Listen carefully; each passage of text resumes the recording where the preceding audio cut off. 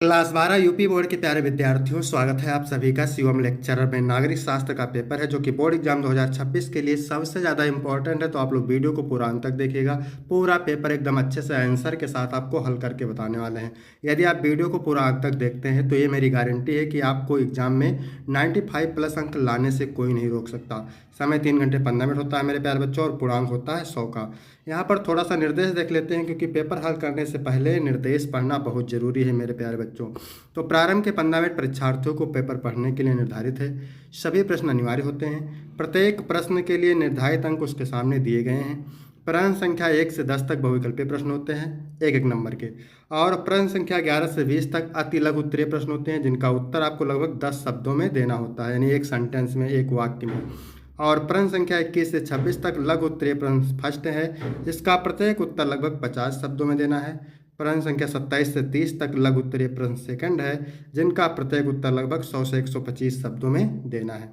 और प्रश्न संख्या 31 से 32 दीर्घ उत्तरीय प्रश्न है, जिनका उत्तर आपको 250 शब्दों में देना है। तो मेरे प्यारे बच्चों, सभी लोग वीडियो को कर देंगे लाइक, चैनल पर नए चैनल को सब्सक्राइब कर देंगे, शेयर कर देंगे। चलिए वीडियो को शुरू करते हैं। सबसे पहले बहुविकल्पीय प्रश्न। तो इसमें देखिए, निम्नलिखित प्रश्नों में से प्रत्येक के 4 विकल्प दिए गए हैं, जिनमें से केवल एक उत्तर सही है। सही उत्तर चुनकर उसे अपनी उत्तर पुस्तिका में लिखिए। तो प्रश्न नंबर 1 है बहुविकल्पीय प्रश्न में प्यारे बच्चों, क्या कह रहा है? जापान के हिरोशिमा और नागासाकी में परमाणु बम कब गिराया गया था? 1943, 1945, 1919, 1947। तो मेरे प्यारे बच्चों, 6 अगस्त 1945 को 6 अगस्त 1945 को हिरोशिमा पर बम गिराया गया था, और 9 अगस्त 1945 को नागासाकी पर 9 अगस्त 1945 को नागासाकी पर बम गिराया गया था। तो आपका आंसर सही हो जाएगा 1945। ठीक है, जापान के हिरोशिमा और नागासाकी में परमाणु बम 1945 को गिराया गया था। ठीक है, शीत युद्ध का महत्वपूर्ण प्रतीक है। शीत युद्ध का महत्वपूर्ण प्रतीक है बर्लिन की दीवार, अफगान संकट, वियतनाम युद्ध, इनमें से कोई नहीं। तो बर्लिन की दीवार सही हो जाएगा। शीत युद्ध का महत्वपूर्ण प्रतीक है बर्लिन की दीवार। इसके बाद प्रश्न नंबर 3 है, बर्लिन की दीवार कब बनाई गई थी? बर्लिन की दीवार कब बनाई गई थी? तो 1961 में बर्लिन की दीवार बनाई गई थी। और इससे एक क्वेश्चन आपका और बनता है, बर्लिन की दीवार कब गिराई गई थी? यहाँ पर पूछ रहा है बनाई गई थी तो 1961 में, और कब गिराई गई थी? तो 1989 में बर्लिन की दीवार गिराई गई थी। इसको ध्यान रखेंगे। इसके बाद प्रश्न नंबर 4 है, सोनी, होंडा तथा सुजुकी जैसे प्रसिद्ध ब्रांड का संबंध किस देश से है? तो ये जापान से है। ठीक है, सोनी, होंडा तथा सुजुकी जैसे प्रसिद्ध ब्रांड का संबंध है जापान देश से। 5वां नंबर है, विश्व की कितने प्रतिशत जनसंख्या दक्षिण एशियाई देशों में रहती है? 20% आपका सही हो जाएगा। ठीक है, 20% जनसंख्या दक्षिण एशियाई देशों में रहती है। विश्व की 20% जनसंख्या दक्षिण एशियाई देशों में रहती है। इसको याद रखेंगे, मोस्ट इंपॉर्टेंट प्रश्न है। 6 नंबर क्वेश्चन है मेरे प्यारे बच्चों, संयुक्त राष्ट्र संघ की कुंजी क्या है? आम सभा, सुरक्षा परिषद, न्यायिकता परिषद, सचिवालय। संयुक्त राष्ट्र की कुंजी कहलाता है सुरक्षा परिषद। बी ऑप्शन करेक्ट हो जाएगा। निम्न में से सुरक्षा का अर्थ क्या है? स्वतंत्रता से आज़ादी, खतरे से आज़ादी, समानता से आज़ादी, या फिर ये सभी। तो निम्न में से सुरक्षा का अर्थ है खतरे से आज़ादी, खतरे से आज़ादी। बी ऑप्शन करेक्ट हो जाएगा। 8 नंबर क्वेश्चन है मेरे प्यारे बच्चों, बर्ड फ्लू रोग से प्रभावित होने वाला प्रधान जीव है मुर्गी। बर्ड फ्लू रोग से प्रभावित होने वाला प्रधान जीव है मेरे प्यारे बच्चों मुर्गी।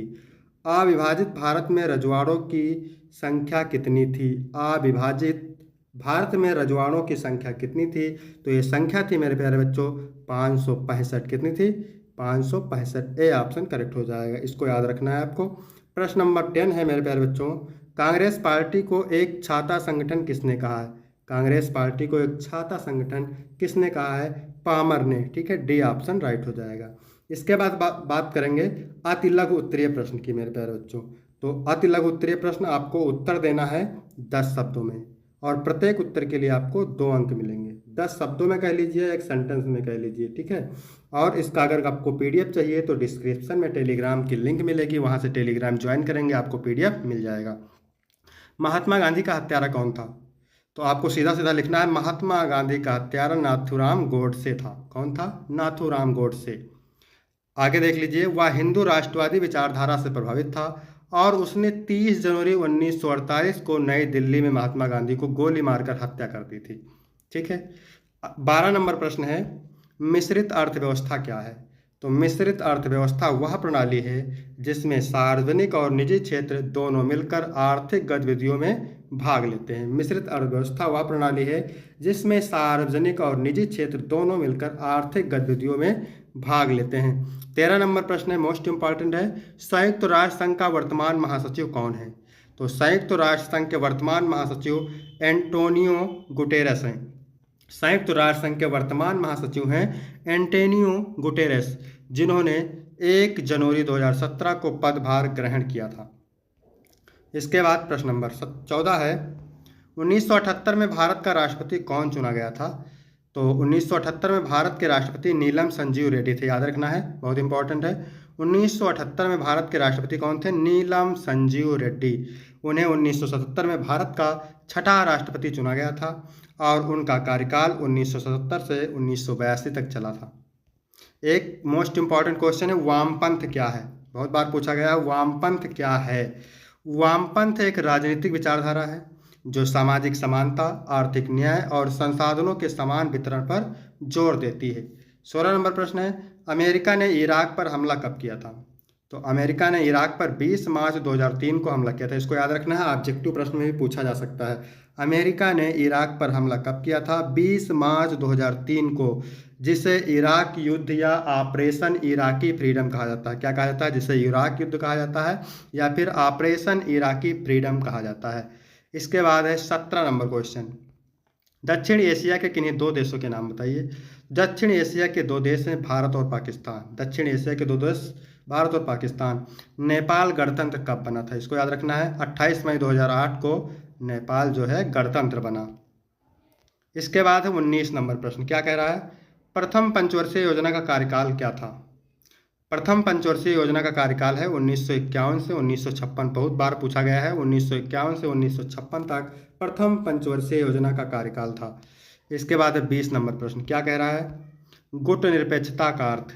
तो गुट निरपेक्षता का अर्थ है किसी भी सैन्य या राजनीतिक गुट का हिस्सा ना बनकर स्वतंत्र और तटस्थ नीति अपनाना, विशेष रूप से शीत युद्ध के दौरान अमेरिका और सोवियत संघ के गुटों से दूरी बनाए रखना। इसके बाद हम बात करेंगे लघु उत्तरीय प्रश्न फर्स्ट की। ठीक है, उत्तर आपको 50 शब्दों में देना है और प्रत्येक उत्तर लगभग आपको 50 शब्दों में देना है और प्रत्येक उत्तर के लिए आपको कितने अंक मिलेंगे? 5 अंक। संपूर्ण क्रांति पर एक संक्षिप्त टिप्पणी लिखिए, एक निबंध लिखिए। तो कभी कभी ये शॉर्ट में पूछता है और कभी कभी लॉन्ग में भी पूछता है, तो इसको याद रखना है आपको। संपूर्ण क्रांति भारतीय राजनीति में एक महत्वपूर्ण आंदोलन था जिसे जयप्रकाश नारायण ने 1974 में शुरू किया था। कभी कभी पूछ लेता है संपूर्ण क्रांति के जनक कौन थे? तो जयप्रकाश नारायण, इसको याद रखना है, संपूर्ण क्रांति के जनक जयप्रकाश नारायण। इसका उद्देश्य भ्रष्टाचार, लोकतांत्रिक संस्थाओं की कमजोरी और सरकारी दमन के खिलाफ जनता को जागरूक करना था। यह आंदोलन खासतौर पर छात्रों, युवाओं और समाज के अन्य वर्गों में प्रचलित हुआ। इसके बाद है 22 नंबर प्रश्न, भारतीय जनसंघ की विचारधारा क्या थी? तो भारतीय जनसंघ की विचारधारा राष्ट्रवाद, सांस्कृतिक संरक्षण और हिंदू एकता पर आधारित थी।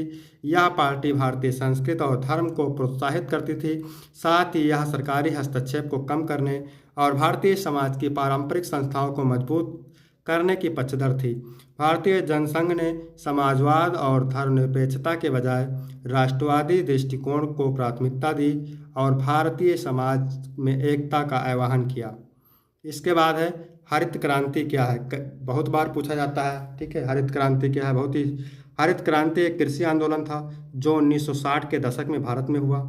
इसका उद्देश्य कृषि उत्पादन बढ़ाना था, खासकर अनाज की पैदावार। इसमें उन्नत बीज, रासायनिक खाद, कीटनाशक और आधुनिक सिंचाई तकनीकों का उपयोग किया गया। इसके परिणामस्वरूप गेहूं और चावल की उत्पादकता में वृद्धि हुई, जिससे भारत खाद्यान्न उत्पादन में आत्मनिर्भर बना।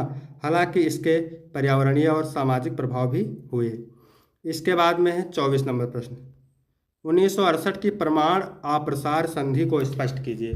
तो जो 1968 की परमाणु अप्रसार संधि थी, इसका उद्देश्य परमाणु हथियारों के प्रसार को रोकना, परमाणु युद्ध के खतरे को कम करना और परमाणु ऊर्जा का शांतिपूर्ण उपयोग बढ़ाना था। इस संधि में हस्ताक्षर करने वाले देश परमाणु हथियारों को फैलाने से रोकने, हथियारों के सीमित निर्माण और परमाणु निशस्त्रीकरण की दिशा में कार्य करने के लिए सहमत हुए। संधि का उद्देश्य वैश्विक शांति और सुरक्षा को बढ़ावा देना था। इसके बाद मेरे प्यारे बच्चों 25 नंबर प्रश्न क्या कह रहा है, अंतर्राष्ट्रीय मुद्रा कोष के कार्य बताइए। तो अंतर्राष्ट्रीय मुद्रा कोष के कार्य निम्नलिखित हैं और एक इम्पॉर्टेंट क्वेश्चन है, मोस्ट इम्पॉर्टेंट क्वेश्चन है, इसको ध्यान रखिएगा। अंतर्राष्ट्रीय मुद्रा कोष के प्रमुख कार्य हैं वित्तीय सहायता, सदस्य देशों को ऋण प्रदान करना, खासकर उन देशों को जो आर्थिक संकट का सामना कर रहे होते हैं, मूल्य स्थिरता, वैश्विक स्तर पर मुद्रा विनिमय दरों को स्थिर रखना और व्यापारिक असंतुलन को नियंत्रित करना। इसके बाद क्वेश्चन नंबर 3 है मेरे प्यारे बच्चों, हेडिंग 3 आर्थिक परामर्श, सदस्य देशों को आर्थिक नीतियों पर सलाह देना और आर्थिक सुधारों के लिए मार्गदर्शन करना।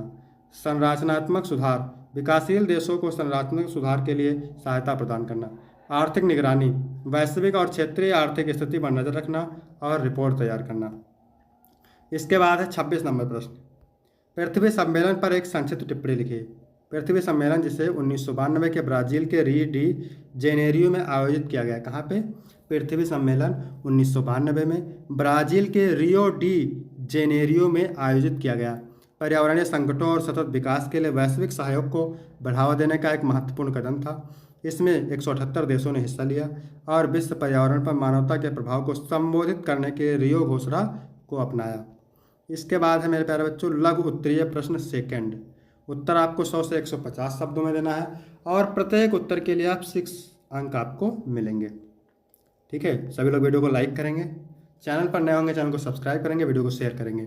आप किस आधार पर कह सकते हैं कि वैश्वीकरण भारत के हित में है? मोस्ट इंपॉर्टेंट, वैश्वीकरण भारत के हित में है क्योंकि यह आर्थिक विकास, तकनीकी उन्नति और रोजगार सृजन को बढ़ावा देता है। वैश्वीकरण से भारतीय बाजारों में विदेशी निवेश आता है जो स्थानीय उद्योगों को सशक्त करता है और उत्पादन क्षमता बढ़ाता है।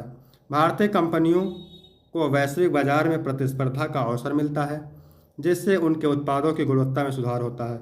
इसके अलावा वैश्वीकरण से उच्च तकनीकी शिक्षा और नवाचार का प्रसार होता है जो भारतीय युवाओं को बेहतर रोजगार के अवसर प्रदान करता है। इसके साथ ही वैश्वीकरण से सांस्कृतिक आदान प्रदान बढ़ता है। आगे लिखेंगे जिससे भारत को वैश्विक मंच पर अपनी पहचान बनाने में मदद मिलती है।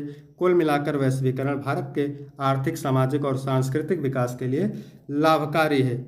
इसके बाद एक 28 नंबर प्रश्न क्या कह रहा है, शीत युद्ध की समाप्ति के क्या कारण थे? शीत युद्ध की समाप्ति के प्रमुख कारणों में सोवियत संघ की आंतरिक समस्याएं, आर्थिक संकट और नेतृत्व परिवर्तन शामिल थे। 1985 में मिखाइल गोर्बाचेव के सत्ता में आने के बाद यानी ग्लासनोस्त यानी जिसको कहते हैं खुलापन और पेरोस्ट्रोइका यानी पुनर्निर्माण जैसे सुधारों ने सोवियत समाज को सुधारने की दिशा में कदम बढ़ाए। इसके अलावा पश्चिमी देशों के साथ शांति की ओर बढ़ते संबंध जैसे 1987 में अमेरिका और सोवियत संघ के बीच परमाणु हथियारों को घटाने पर समझौता शीत युद्ध के अंत में योगदान करता थे। साथ ही 1889 में पूर्वी यूरोप में कम्युनिस्ट शासन का पतन और बर्लिन दीवार का गिरना सोवियत संघ के प्रभाव क्षेत्र के कम होने के संकेत थे। इन सब ने शीत युद्ध के अंत को सुनिश्चित किया और 1991 में सोवियत संघ का विघटन हुआ। इसके बाद है 29 नंबर क्वेश्चन क्या कह रहा है मेरे प्यारे बच्चों, महाराष्ट्र में दलित पैंथर्स की भूमिका की विवेचना कीजिए। मोस्ट इंपॉर्टेंट है, महाराष्ट्र में दलित पैंथर्स की भूमिका की विवेचना कीजिए। चलिए देखते हैं इसको। दलित पैंथर्स एक महत्वपूर्ण सामाजिक आंदोलन था जिसकी स्थापना 1970 के दशक में महाराष्ट्र में हुई। इसका उद्देश्य दलितों के अधिकारों की रक्षा करना, उनके खिलाफ हो रहे उत्पीड़न को समाप्त करना और उन्हें सामाजिक और आर्थिक न्याय दिलाना था। दलित पैंथर्स ने बर्बर जातिवाद और सामाजिक असमानता के खिलाफ संघर्ष किया और इसके माध्यम से दलितों को अपने अधिकारों के लिए आवाज़ उठाने की प्रेरणा दी। वह जुलूस, प्रदर्शन और सशक्त आंदोलन के माध्यम से समाज में जातिवाद की बुराई के खिलाफ एक जागरूकता फैलाने में सफल रहे। इस आंदोलन ने संविधान के प्रमुख धाराओं को लागू करने के लिए दबाव डाला और महाराष्ट्र में दलितों की स्थिति सुधारने के प्रयास किए। दलित पैंथर्स ने सामाजिक और राजनीतिक परिवर्तनों के लिए मजबूत आधार तैयार किया। इसके बाद है 30 नंबर प्रश्न, नक्सलवादी आंदोलन के उद्देश्यों का वर्णन कीजिए। तो इसका उत्तर देखेंगे, नक्सलवादी आंदोलन का उद्देश्य भारतीय समाज में व्याप्त सामाजिक और आर्थिक असमानता को समाप्त करना था। यह आंदोलन 1967 में पश्चिम बंगाल के नक्सलवाड़ी क्षेत्र में शुरू हुआ और मुख्य रूप से शहरी और ग्रामीण गरीबों, किसानों और श्रमिकों के अधिकारों की रक्षा के लिए था। नक्सलवादियों का मानना था कि शोषण और गरीबी को खत्म करने के लिए क्रांति आवश्यक है। इनका उद्देश्य था कि किसानों की ज़मीनों को वापस इनकी हकदारी में लाया जाए और श्रमिकों को उनके श्रम का उचित मूल्य मिले। नक्सलवादी आंदोलन के तहत हिंसात्मक संघर्षों और सशस्त्र क्रांति के जरिए सरकार को समाजवाद स्थापित करने के लिए दबाव डाला गया। इसके साथ ही नक्सलवादियों का उद्देश्य भारतीय राजनीति में एक प्रगतिकारक बदलाव लाना था। इसके बाद है दीर्घ उत्तरीय प्रश्न। ठीक है, तो उत्तर आपको 250 शब्दों में देना है और प्रत्येक उत्तर के लिए आपको 8 नंबर मिलेंगे। अथवा करके दो दो पूछते हैं। तो 31 नंबर क्वेश्चन क्या कह रहा है? दक्षिण पूर्वी एशियाई राष्ट्रों का संगठन का उद्देश्य एवं इसकी भूमिका का मूल्यांकन कीजिए। तो इसको आपको तैयार करना है। भारत पाक संबंध का विस्तार से वर्णन कीजिए। ठीक है, इसके बाद है 32 नंबर क्वेश्चन। क्या कह रहा है? भारत में गठबंधन सरकारों पर एक निबंध लिखिए। इसके बाद अथवा करके दिया हुआ है, भारत को धर्मनिरपेक्ष बनाने के लिए नेहरू ने किन किन तरीकों का प्रयोग किया गया है। ठीक है, तो यहाँ तक मेरे प्यारे बच्चों वीडियो कंप्लीट हो गया। वीडियो कैसा लगा? वीडियो अच्छा लगा तो वीडियो को लाइक करेंगे, चैनल को सब्सक्राइब करेंगे, शेयर करेंगे। और आपको सभी सब्जेक्ट की तैयारी कराई जा रही है, तो आप लोग वीडियो को शेयर कर दें अपने दोस्तों में। आप लोग तैयारी में लग जाइए। ठीक है, धन्यवाद।